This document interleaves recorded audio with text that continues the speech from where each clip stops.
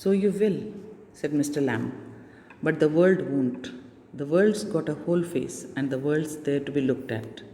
So Mr. Lamb says that even if you feel that you will have a half face, but the world has a full face, and there are so many things that to look at in the world.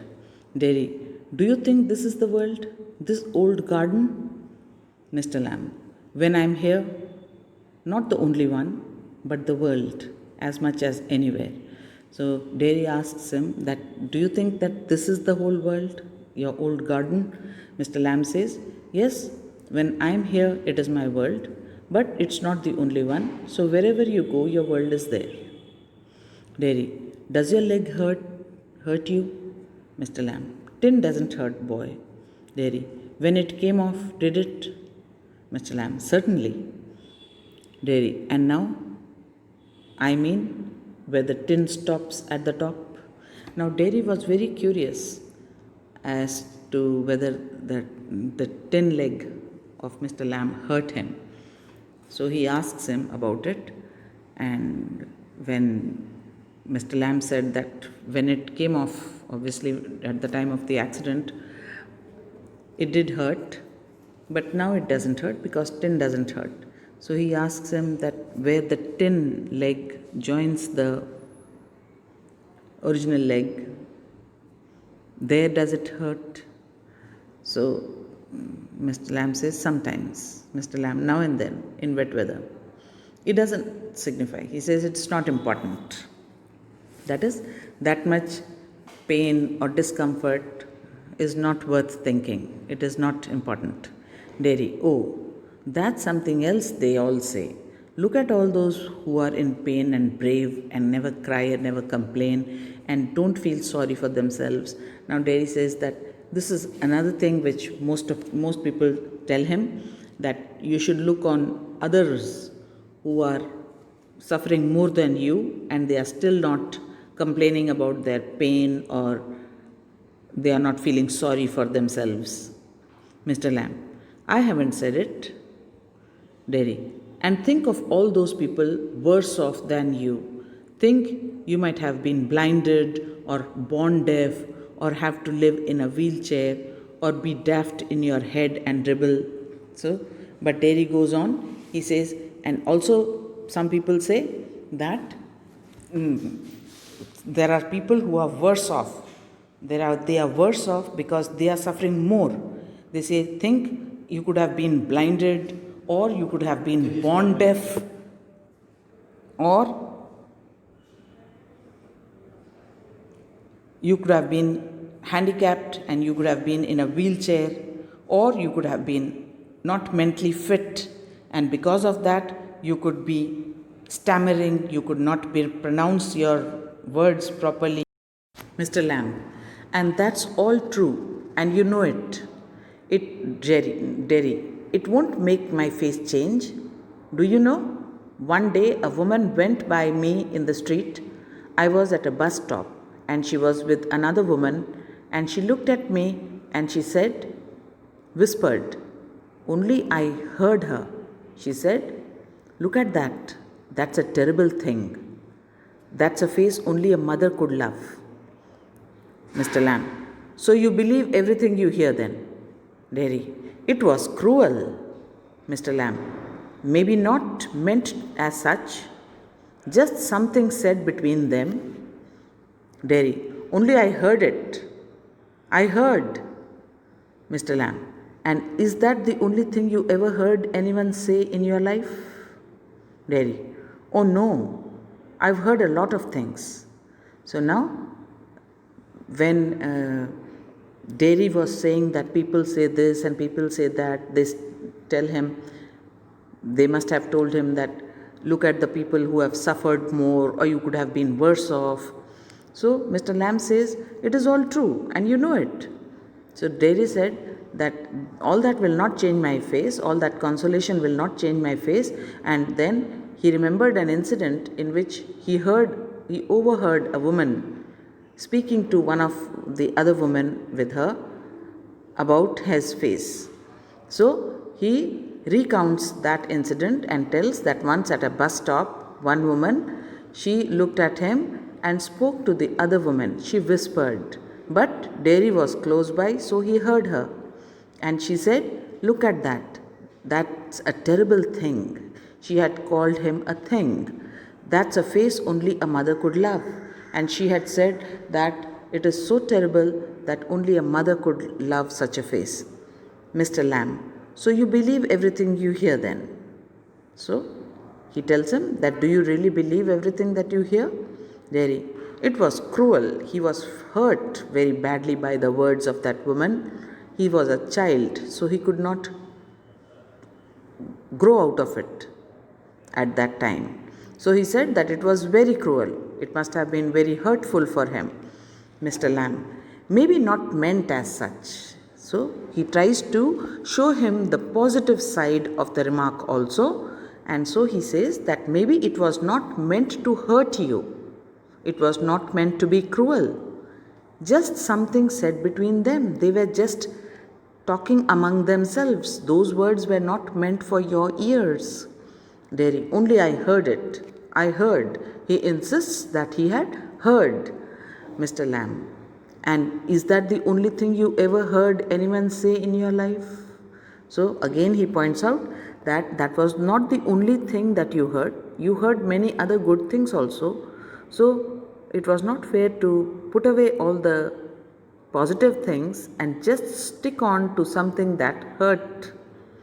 Dairy, oh no, I've heard a lot of things.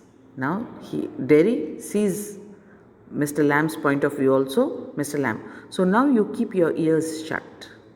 So that means you heard a lot. He said that I've heard a lot. That means he used to hear many things. After that, because he felt hurt, he had secluded himself. He avoided being in people, among people, in company. So Mr. Lamb says, so now you keep your ears shut. That means you don't mingle with the people. You stay alone. Dairy, you're peculiar. You say peculiar things. You ask questions I don't understand. Now, Dairy, he feels that Mr. Lamb was a different person. He was not like the others whom he had met.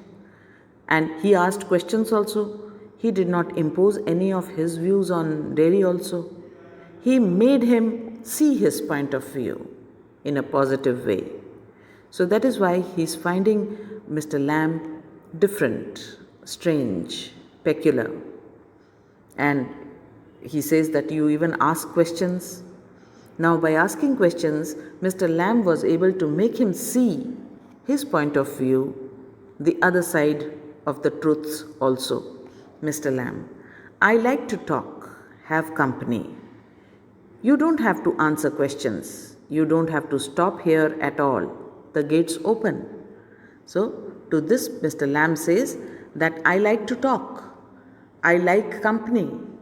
I like to ask questions. If you don't want to answer, it's your wish. I won't force you. And no one is stopping you here also. The gate is open. If you want to go, you can leave. So see, by this, Mr. Lamb is not overpowering or forcing the boy to stay there also. He is letting him choose his will, make a choice of his own. If he stays there, he stays there by his own choice. Dairy, yes, but Dairy is not very sure. Mr. Lamb, I have a hive of bees behind those trees over there. Some hear bees and they say bees buzz. But when you listen to bees for a long while, they hum. And hum means sing. I hear them singing, my bees. So here again, Mr. Lamb, he tells Dairy that he has a beehive at the back of some trees. He points out to some trees and says, behind those trees I have beehives. And some people who hear to the bees noise, they say bees buzz. But when you keep listening to them for a long time, for a long while, you feel as if they are humming. Now, humming is a pleasant sound. It is singing. So he says, I hear them singing, my bees.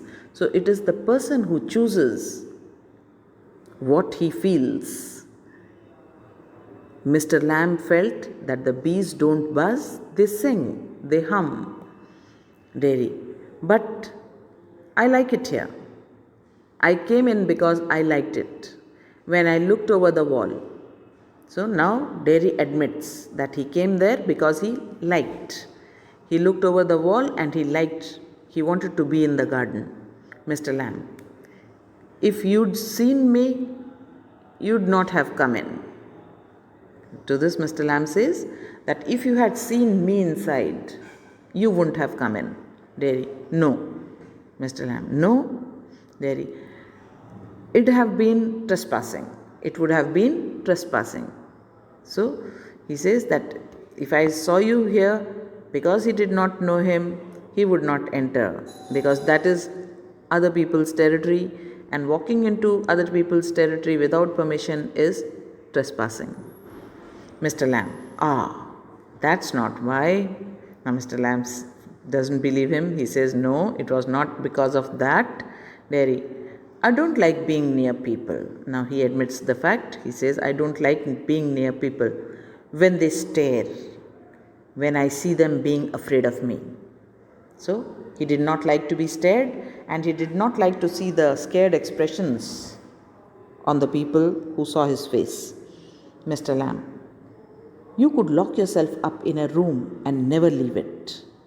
There was a man who did that. He was afraid, you see, of everything. So to this, when Dairy says that he did not like to be with people, did not like when people stared at him or when they were afraid of him. So Mr. Lamb says that you could lock yourself and stay there, never leave your room. There was a man who did that. He was afraid to see of everything. He was afraid, you see, of everything. Everything in this world. A bus might run him over, or a man might breathe deadly germs onto him, or a donkey might kick him to death, or lightning might strike him down, or he might love a girl and the girl would leave him, and he might slip on a banana skin and fall, and people who saw him would laugh their heads off. So he went into this room and locked the door and got into his bed and stayed there. So Mr. Lamb, he says that there was a man who did this, who locked himself inside his room because he was scared of everything.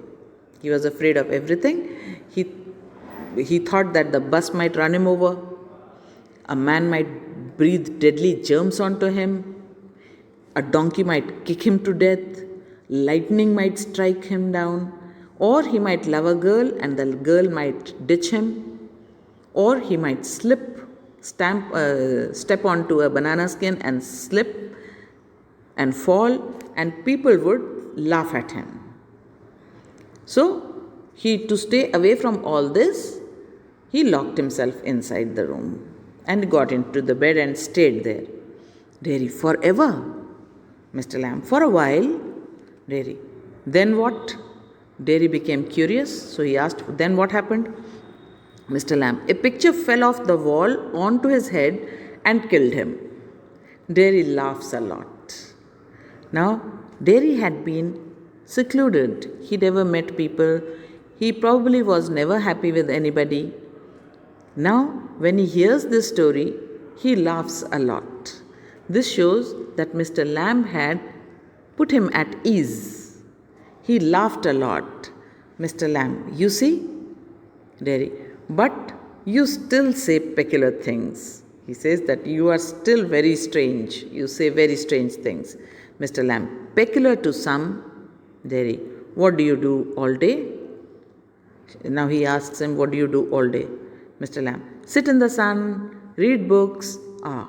You thought it was an empty house, but inside it's full of books and other things. Full.